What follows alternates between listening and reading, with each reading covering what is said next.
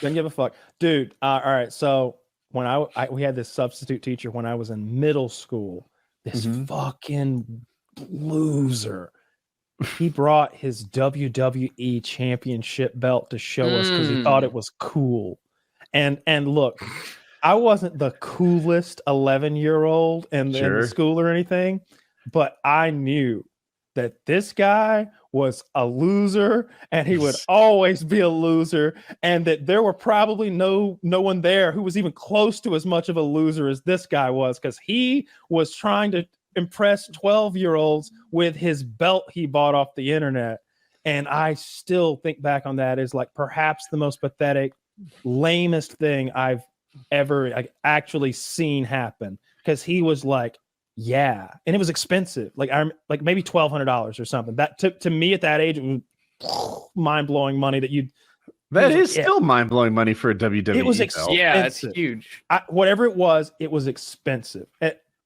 Is that the one from 2000? Why are they so ugly though? Like, I don't understand. Every fighting belt, I'm like, gross. Like, what are we doing here? I remember his being cooler than that, but maybe it wasn't. But I do remember him bragging about it, and all of us being like, "See, you bought it?" Like, yeah. Like, told us how much. Like, that's a lot of money. We're more impressed that you acquired so much money. Kind of surprised you'd wasted on that, though.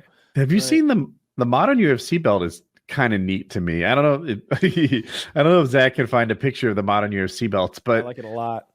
Every time you beat someone, you get like their flag on your belt. Like you've taken that country too. You beat a Nigerian, you beat an American, you beat a Brazilian, and before long, you've got this like collection of I don't know, trophies on your belt from all the countries you've defeated. There was on the last Fight Night card, there were 2 bad cuts, and one of them in particular, you could see the artery. Skull. You could see his artery. His whole forehead area, like right here, is just blown up, and you could see the don't show the wound. I was afraid you were about to. It's so bad. But you can see like a bluish like blood artery thing that goes like north to south under this guy's fucking face, because his face exploded from a knee. And then that Asian guy took an elbow to the eyebrow, and it cut his eyebrow in a way that is, you could throw a cigar in the gaping wound. Wound. It looks like one of them won their fight. So bad. Ugh. Which one won the fight? Was it the black guy or the Asian guy? I forget. They both. Well, they were in different fights, right? Like separate events. But I believe they both lost to TKO because of the cuts. I think the fights got ended. I know the Asian guy, like they ended that fight. Like they stopped that fight. I think the black guy was a worse cut because he's the one you can see the blood, the artery or whatever it is. I'm probably wrong. Nasty. I was under the impression that some guy came back and won even with that cut.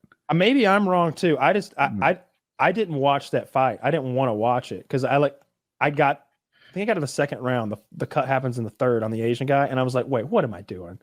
I know what's coming. I don't want to see it, and I just turned it off. I didn't watch the fight because I'd already seen the cut, and it's so bad.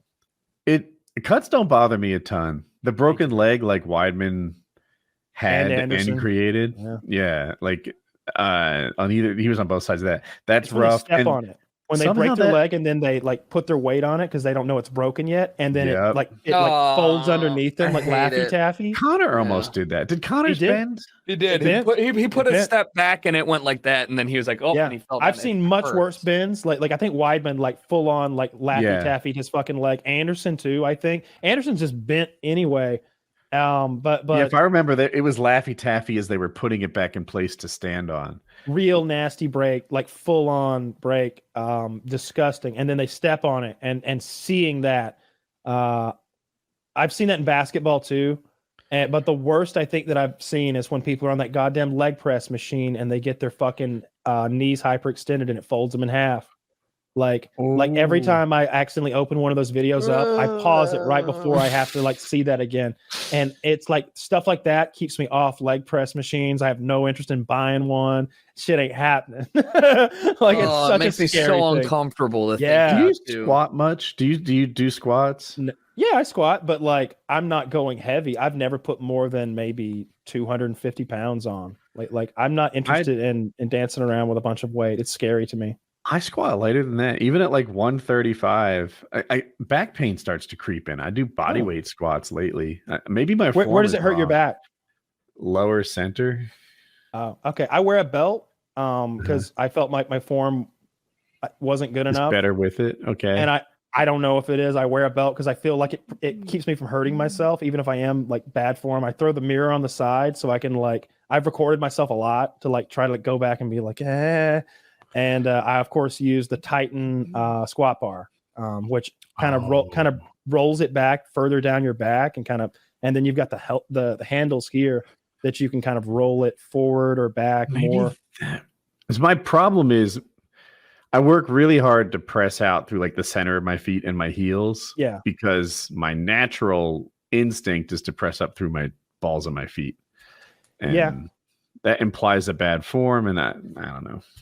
I do them barefoot on a towel. I don't know. I saw somebody. Not saying it's wrong. It's not how I do it. Yeah, I watched some YouTube video. I don't know. So I do them barefoot. I do deadlifts barefoot too, and I don't know. It feels good to me. I feel. I don't know if it would feel better with shoes because I just do what the man on YouTube tells me to do. But yeah, I don't think you need to do them anyway. Your legs are huge. Like, what do you? We've already said this. Like this is you're so bad at RPG games that you've maxed out your leg skill, and instead, and you're still fucking squatting. Diminishing over there. returns. Instead of like you should have by now. You should have gotten one of those headgear things to do like neck exercises and build like a big ass like crazy neck. Like stop the legs entirely. Like you literally stop. They're huge. They look. I haven't missed a leg day. Well, I missed it now because of the nose. I'm not supposed to lift anything. But after I broke my leg, I never skipped leg day again. I'm fucking wrapping lead on my cast and just doing leg day because I was trying to prevent the atrophy and minimize Well, that's different. That's a whole different thing. Having one calf bigger than the other. I don't know what they could do, but that jogging would be weird. Like you might hurt your back because your left calf is stronger than your right calf. It'll bounce back. I went to the orthopedic surgeon yesterday for the leg. Yeah. And